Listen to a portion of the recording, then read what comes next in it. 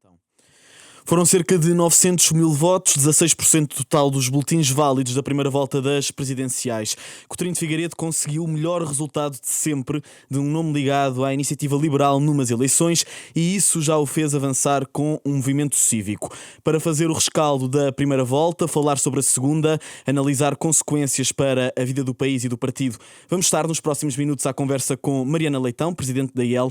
Bem-vinda à Renascença, obrigado por aceitar o nosso convite. Obrigada. Antes da atualidade partidária das eleições presidenciais, é impossível ignorar os efeitos da tempestade Christine, especialmente no centro do país. Que avaliação faz da atuação do Governo e da Proteção Civil? Bem, muito bom dia e é sempre um gosto estar aqui na Rádio Renascença.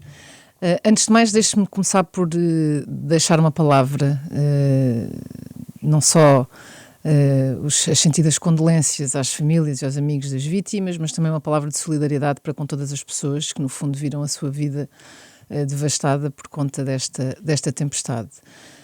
Houve várias coisas que entretanto me parece que correram mal, nomeadamente na reação à tempestade, aos danos causados, à aflição em que as pessoas se encontram. Eu tenho estado em contacto com várias pessoas que têm familiares em Leiria, que simplesmente não conseguem falar com os seus familiares, imigrantes que não conseguem falar, não conseguem fazer sequer a mínima ideia de se as pessoas estão bem, se não estão bem, porque estão desde da noite de terça para quarta sem qualquer informação. E, portanto, não há planos de contingência para a questão das telecomunicações.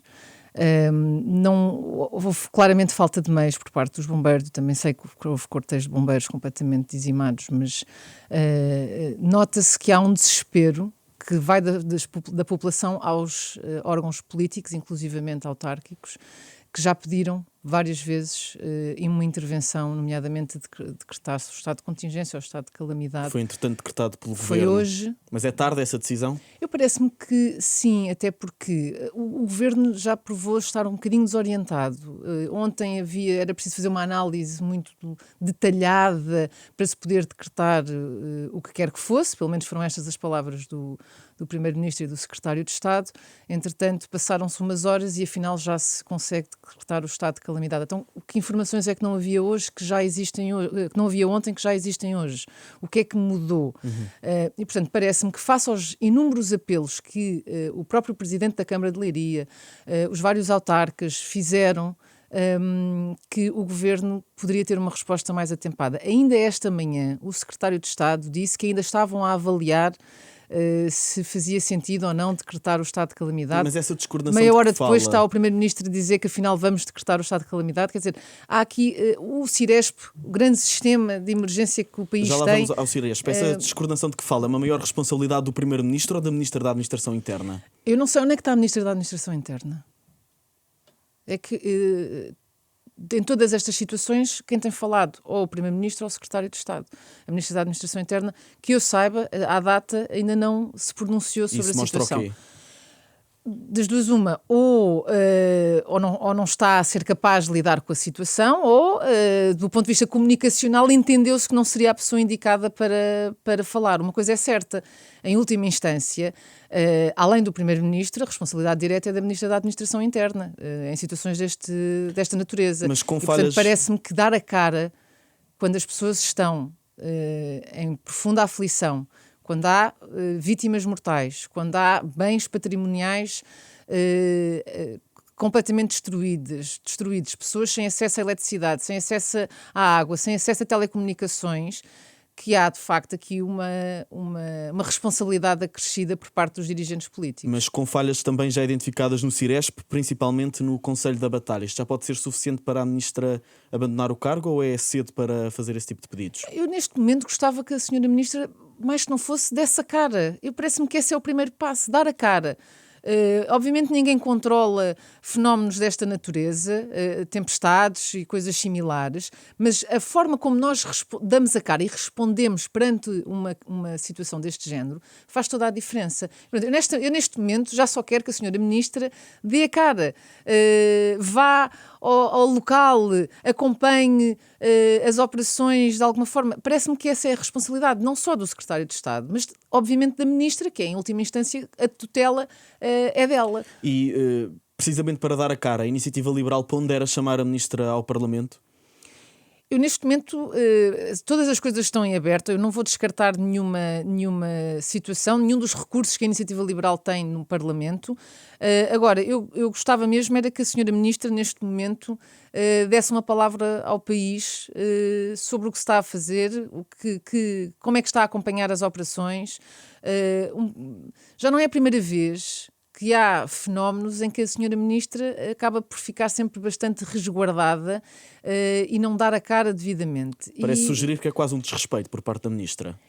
Sim, é uma estratégia, provavelmente, mas que eu acho que não se justifica. Se as pessoas aceitam-se serem ministros, sabem que têm de lidar com estas situações e que quando estas situações ocorrem, com maior ou menor previsibilidade, com maior ou menor impacto, é a elas que lhes compete assumir a coordenação, no fundo falar com as pessoas, dar sinais à população, tranquilizar a população, tudo aquilo que nós não temos assistido, porque quando o próprio governo demonstra alguma desorientação, é óbvio que o efeito tranquilizador que um governo deve ter, que uma ministra deve ter perante uma população que está desesperada, é exatamente o contrário do que se esperaria, do que se desejaria. Passando então para o próximo tema, João Coutinho de Figueiredo lançou na última semana um movimento cívico chamado Movimento 2031 para não deixar órfãos os mais de 900 mil votos que lhe foram confiados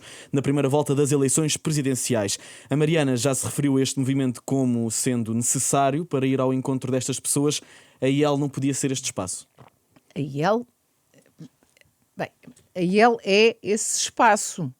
A IEL é o único partido no espectro político-partidário que, ao longo dos anos, assume o papel assume e materializa-o em propostas na Assembleia da República de reformas, de mudança, das soluções que permitirão ao país ter um rumo diferente, ser um país mais desenvolvido e, com isso, garantir melhores condições de vida às pessoas. Portanto, do ponto de vista do espectro político-partidário, não há qualquer dúvida, por mais que a AD ou o governo tentem mostrar que eles são os reformistas e a solução do centro-direita, a verdade é que as pessoas já perceberam que não são. Muito pelo contrário. Um governo que se proclama reformista e depois, na prática, não faz nada daquilo que seria suposto fazer para resolver os problemas do país, já mostrou essa incapacidade. Portanto, Então, não há mas se dúvida ela é capaz nenhuma, de agregar estes votos, o que é que o movimento eu acrescenta? vou explicar já. É um movimento cívico, que é uma questão importante. Há um conjunto de pessoas que vieram dos vários espaços políticos que abriu-se esse espaço, no fundo, de pessoas que procuram essa mudança e que o país consiga implementar reformas, que o país consiga, no fundo, desenvolver-se a níveis muito diferentes daqueles que temos hoje em dia. Continuamos a ser um país com baixos salários, um país que dá poucas oportunidades às pessoas, em que muitas pessoas acabam por ter de emigrar. E, portanto, há um movimento cívico que agrega pessoas de todos os espectros políticos, de pessoas que têm esta visão Mas que comum não de votarão na país. IEL. Portanto, a IEL não é capaz de agregar estes 900 mil votos na totalidade. Mas agora, considerando que já se abriu esta porta, considerando que já há cada vez mais pessoas a, no fundo, reconhecerem a necessidade de haver essa mudança, claro que isso também pode trazer benefícios para a iniciativa liberal e, acima de tudo, porque, repara, o que nós pretendemos fazer é, de facto, uma mudança de paradigma. O país não está a conseguir ir ao encontro das necessidades das pessoas, muito pelo contrário. A Iniciativa Liberal tem um conjunto de propostas amplamente divulgadas que, no fundo, apresentam soluções para as áreas, para os setores essenciais. No lançamento deste movimento, Coutinho de Figueiredo disse também que gostava que este movimento resultasse em maior força para a AIL, mas que também ficaria satisfeito se isso acontecesse noutro partido. Isto não acaba a afastar o eleitorado de centro-direita que pode ter sido capitalizado nestas presidenciais? O eleitorado de centro-direita quer mudança. Não há dúvida.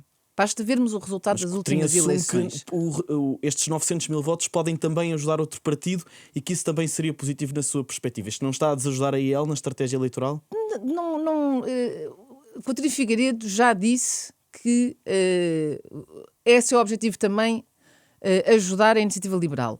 Esse espaço que se abriu-se por conta de um conjunto de pessoas que estão descontentes com a forma ou pelo rumo que o país tem e que quer uma mudança, que quer de facto que se implementem soluções que permitam resolver os problemas do país. E nós, a Iniciativa Liberal também agora tem a responsabilidade, além do trabalho que já foi fazendo ao longo dos anos, de continuar a fazer esse trabalho como forma de tentar ir ao encontro destas pessoas. Se esses votos fugirem, a responsabilidade vai ser da IEL ou de Coutinho de Figueiredo, que também abriu a porta que os votos fossem para outros partidos? Não me parece que Coutinho Figueiredo tenha aberto a porta que os votos vão para outros partidos. A verdade é que esses votos vieram de vários outros partidos, não vieram só da Iniciativa Liberal. E essa é que é a grande questão. A Iniciativa Liberal conseguiu, numas eleições presidenciais, apoiar um candidato, uma decisão que foi tomada e que eu assumo, e conseguiu ter 900 mil votos. E esse sucesso mostra que seria um erro se tivesse avançado a Mariana para a corrida como foi pensado inicialmente? São circunstâncias alteraram-se profundamente. É preciso não esquecer que a Iniciativa Liberal mudou de líder. Eu assumi a liderança da Iniciativa Liberal, achei que era aquilo que devia fazer e, portanto, há uma coisa que é certa. Tivemos as pessoas certas, no momento certo, no sítio certo.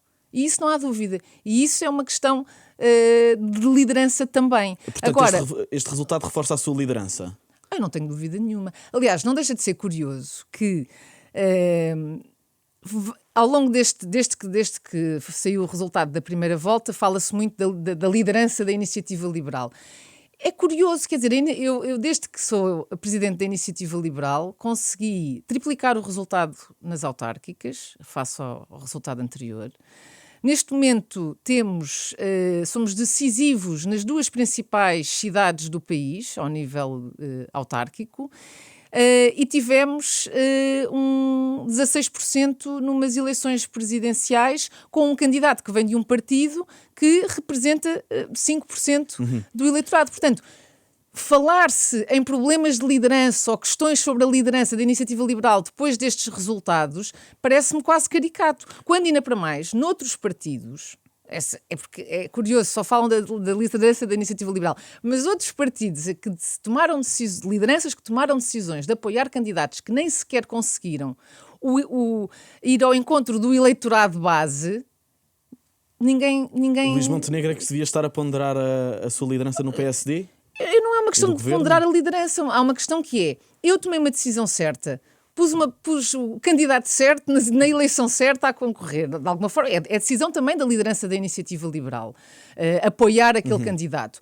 O Luís Montenegro apoiou um candidato que não teve um mau resultado, queiramos. E devia refletir sobre isso. Portanto, acho que se há questões de liderança a fazer, certamente não é a Iniciativa Liberal, é só isso que está em casa ao PSD, ao LIVRE, há aqueles que apoiaram candidatos que nem sequer conseguiram convencer os seus eleitores. Coutinho já disse que não está interessado em voltar à liderança da IEL, disse até que estava entregue, mas não teme que uma fação dentro do partido mais próxima de Coutinho saia reforçada. Bernardo Blanco não é uma sombra na próxima convenção do partido? Não, que disse que avançaria se fosse estritamente necessário. Bernardo Blanco, João Coutinho de Figueiredo são pessoas que eu prezo muito, que ajudam muito a Iniciativa Liberal e portanto, não, essas questões... Eu sou presidente da Iniciativa Liberal, não faço tensões de sair dela nos próximos tempos.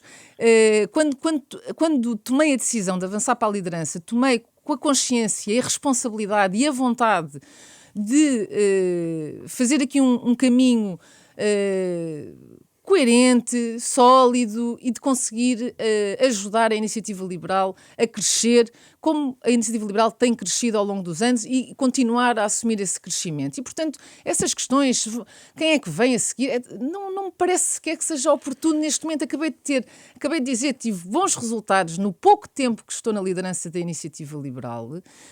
E, portanto, não me parece sequer que essas questões se coloquem. Para a Iniciativa Liberal conseguir manter estes votos numas eventuais legislativas antecipadas, vamos ver uma mudança na estratégia eleitoral, acompanhar mais temas sociais, idas a lares de idosos, que foi uma das principais bandeiras de Coutinho de Figueiredo durante a campanha presidencial. Se olharmos para outras eleições em que a Iniciativa Liberal participou, também houve sempre esse cuidado. Mas reforçado nestas e assumido pelo próprio candidato. Mas isso foi uma estratégia do candidato nestas eleições. Mas é para replicar a estratégia, a pergunta é essa. É para replicar, acima de tudo, essa questão da preocupação social, que muitas vezes também é mais um dogma que se tem em relação a ele, que nós não temos preocupação social. Isso é completamente tirado da realidade. Se há coisa que políticas que promovem crescimento económico fazem, é garantir que há apoios sociais, há ajuda a quem mais precisa e ninguém fica para trás. E, portanto, é óbvio que nós temos uma preocupação social grande, é óbvio que nós queremos garantir que as pessoas que precisam são devidamente apoiadas, seja em situações de calamidade, seja por uma questão de outro tipo de problemas que as pessoas têm ao longo da sua vida, em momentos em que precisam dessa ajuda. A rede de apoio do Estado não pode falhar e nós subscrevemos isso inteiramente. Se vamos mais a lares, ou a escolas, ou a centros sociais, isso depende da agenda das campanhas. Não me parece é que não se trata só de questões de campanhas eleitorais. Essa preocupação é constante. As medidas que nós apresentamos na Assembleia da República também falam para essas pessoas, também tentam resolver esses problemas. Vamos passar então para a segunda volta das presidenciais. Aí ela não declarou apoio formal a nenhum candidato, mas disse que vai votar sem entusiasmo em António José Seguro, uma posição que também é partilhada por muitos membros do partido, incluindo deputados, Mário Amorim Lopes, Carlos Guimarães Pinto. Isto não pode ser entendido como falta de coragem? Falta de coragem em quê? Por não haver nenhum apoio formal no partido, mas depois pessoalmente alinha-se com um dos candidatos. Então vamos. Para já as pessoas votam em quem quiserem. E isso é a liberdade de cada um, é a liberdade individual. Era o que faltava. Mas é presidente de um partido, o seu sentido de voto não é tão. Não tem o mesmo significado que de um cidadão comum. As pessoas anunciam ou não anunciam e votam em quem quiserem. Isso é a liberdade individual. A Iniciativa Liberal, eu tive a oportunidade de explicar isso, não vai apoiar nenhum candidato, porque acima de tudo não vai fazer campanha por nenhum candidato. Nem fazia sentido que o fizesse. Não vai estar a fazer campanha por um candidato que está no extremo oposto da visão da Iniciativa Liberal, que é um candidato populista, que se aproveita dos problemas das pessoas em vez de os tentar resolver, mas também não vai fazer campanha por um candidato que já deu indícios de que não vai viabilizar muitas das reformas que seriam essenciais para o país. E, portanto, parece-me que essa questão acho que está esclarecida.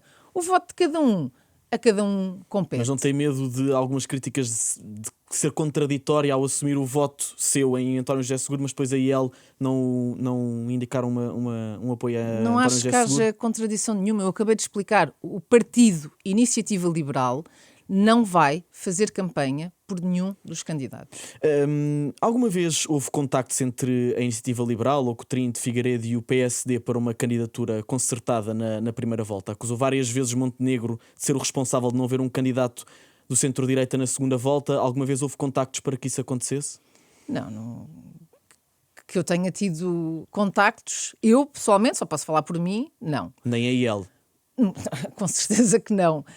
Agora, acuso várias vezes Luís Montenegro e continuarei a acusar porque efetivamente não conseguiu ler a realidade.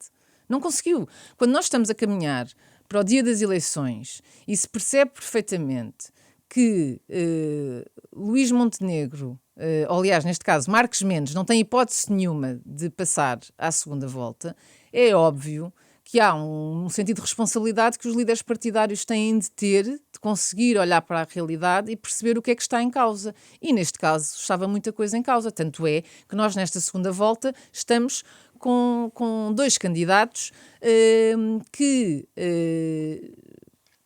no fundo, não representam o centro-direita, o espaço natural que deveria estar representado. Mas tira lições para o futuro? De tentar concertar posições com o PSD em eleições que de alguma forma apresentem uma fragmentação à direita, que foi o que acabou por acontecer? Acho que essa pergunta deve ser feita a Luís Montenegro. Mas aí ele tem essa disponibilidade. O candidato que a Iniciativa Liberal apoiou teve 16% dos votos. Quanto é que teve o candidato apoiado pelo PSD? Mas aí ele pode vir a ter essa disponibilidade no futuro se o jogo inverter. Se o candidato do PSD começar a ficar melhor colocado durante a campanha eleitoral e o da IEL mais para trás. Não deixa de ser curioso. Vou responder essa pergunta de outra forma, que é: quando João Coutinho Figueiredo apresentou a sua candidatura e depois a Iniciativa Liberal deu o apoio, não houve um comentador que não dissesse que o natural seria Coutinho Figueiredo desistir a favor de Marcos Mendes. É a realidade. Era o sentimento geral. O candidato que vem do partido, que é apoiado pelo partido que tem 5%, o candidato apoiado pela Iniciativa Liberal, era o que faltava alguma vez poder ter um resultado superior ao do candidato apoiado pelo PSD, com décadas de comentariado na televisão, conhecido de todos os portugueses. A verdade é que isso aconteceu. E não houve a capacidade de olhar para a realidade e tomar as decisões que teriam de ser tomadas. Eu não tenho dúvida que, enquanto líder da Iniciativa Liberal, nunca teria... Eu sempre que tomo decisões, são sempre em prol do país primeiro. No lugar de Montenegro, teria feito exatamente o contrário do que ele fez. Se estivesse em causa, ou que está em causa nesta eleição, que estava em causa nesta primeira volta, acho que parece óbvio. Também não estaria a criticar Luís Montenegro da forma que critico, se não tivesse essa disponibilidade, sabendo o que está em causa e tentando defender com isso os interesses do país e não necessariamente só os interesses da minha liderança ou do meu partido. Primeiro o país, depois o partido. Sobre a segunda volta, André Ventura tem dito várias vezes de que, perante os candidatos que passaram, lidera a direita em Portugal. O que é que os partidos deviam estar a fazer à direita para impedir que o Chega saia reforçado desta segunda volta? Eu não vou falar pelos outros partidos, vou falar pelo meu. A Iniciativa Liberal, o que tem feito e o que continuará a fazer é garantir que as pessoas têm soluções. E eu vou explicar isto, que é... André Ventura tem, no fundo... As pessoas estão muito desesperadas, e isso não há dúvida nenhuma. As pessoas ganham mal, não conseguem subir na vida, o preço das casas é incomportável, a saúde é inacessível para a grande maioria da população, há inúmeros problemas que não se conseguem resolver, na escola há alunos sem professores, continua a haver um conjunto vastíssimo de problemas e as pessoas continuam a ser fustigadas por impostos altos. Qual é que é a questão? Nós conseguimos apresentar soluções objetivas, muitas vezes que conseguiriam ter efeito imediato, outras que teriam um efeito mais a médio e longo prazo. Vou-te responder, que é muito mais fácil simplesmente aproveitar o desespero das pessoas e chamar a todos bandidos e com isso tentar dar um sinal à população. Mais difícil é apresentar soluções. E é aí que André Ventura, mais cedo ou mais tarde, as pessoas vão perceber que não chega aquele discurso. Mas teme que Ventura saia reforçado destas presidenciais e até possa vir a ser um fator de instabilidade no Parlamento?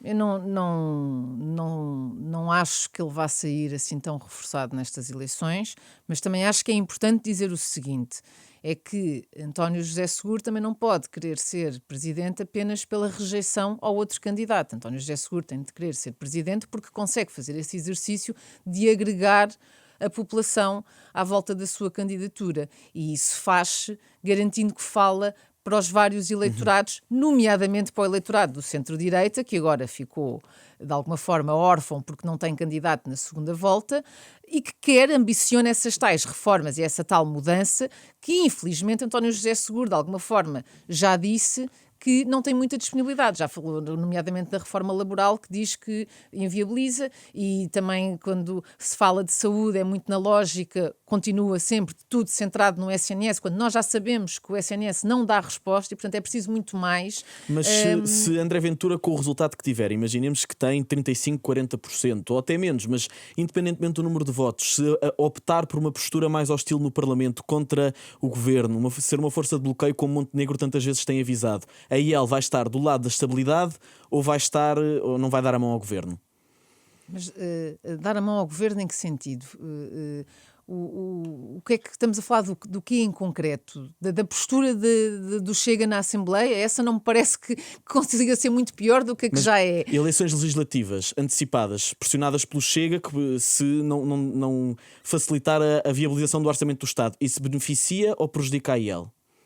Acima de tudo, acho que neste momento, mais uma vez, estamos demasiado preocupados com a iniciativa liberal. Eu estou mais preocupada neste momento com o país. Eu acho que para o país ir a eleições outra vez não é benéfico. A estabilidade é um valor fundamental neste momento. Nós já demos mais do que provas nessa matéria. Quando houve a moção de confiança ao governo, nós fomos o único partido que assumidamente esteve ao lado dos portugueses em que não queríamos ir para eleições. E, portanto, é óbvio, o governo foi eleito há uns meses. E, portanto, apesar de já estar em funções em bom rigor desde 2024, e, portanto, o governo tem de fazer mais, muito mais, tem de cumprir com as próprias promessas que fez. Agora, eu não alinhar em cenários de instabilidade quando as eleições, para irmos a eleições outra vez, um ano depois de termos ido a eleições pela segunda vez consecutiva, não acho que seja um cenário sequer que faça sentido então, para o país. Então um voto contra da IEL no orçamento está potencialmente afastado? Depende do orçamento. A IEL nos orçamentos é muito objetiva.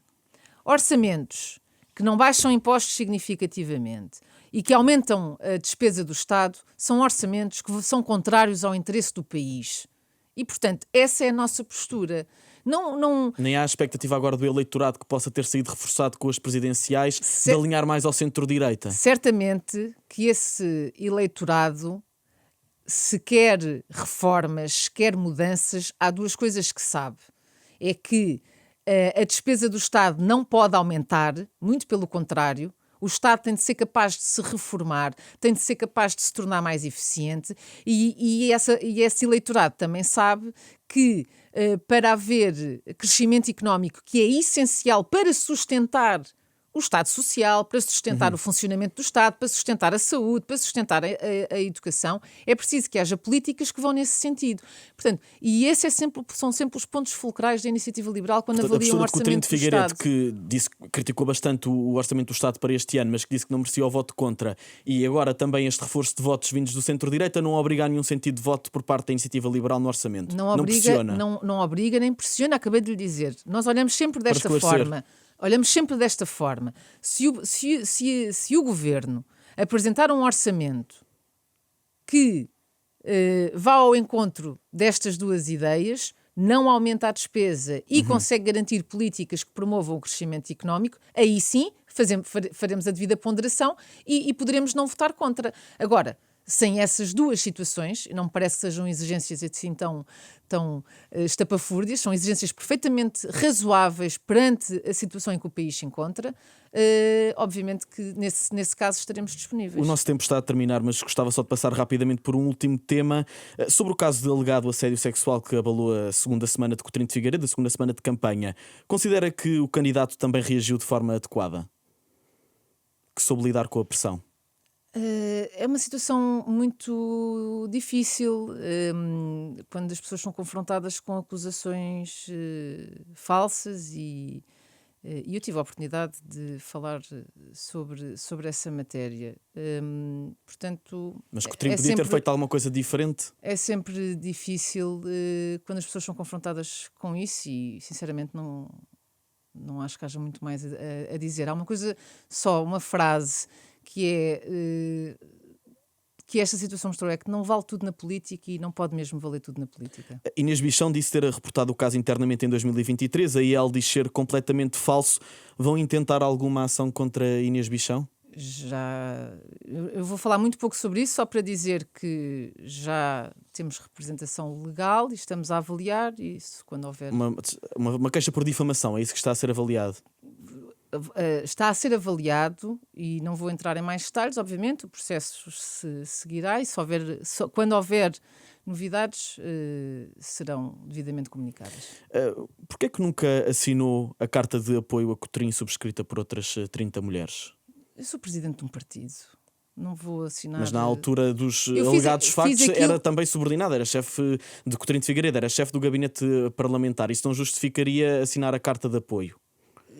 Nessa altura, eu nem sei em que, no momento em que isso acontece, eu nem fazia ideia a que período isso diria respeito. Primeira questão. E mesmo que soubesse, eu sou presidente de um partido, fiz aquilo que sinto que devia ter feito, dar o meu apoio total ao candidato que estava a apoiar e clarificar o que havia para clarificar sobre as acusações, como fiz, que eram obviamente falsas e não havia qualquer denúncia, registro sobre João Coutinho de Figueiredo. Absolutamente nada. Nunca tinha ouvido nada. Eu já disse isso, obviamente, e portanto já fiz essa afirmação de forma bastante categórica e que reitero, como é óbvio. A denúncia visava outros 3 membros do partido. O Conselho de Jurisdição não recebeu nenhuma queixa desde aí sobre estes 3 outros membros que, naquela denúncia que circulava nas redes sociais, também eram referidos. Mas para já eu não faço ideia o que é que chega ao Conselho de Jurisdição. Portanto, não posso responder se há lá alguma coisa neste momento ou não. Não faço ideia. Mas Coutrinho tem essa garantia, desses outros 3 membros não averiguou.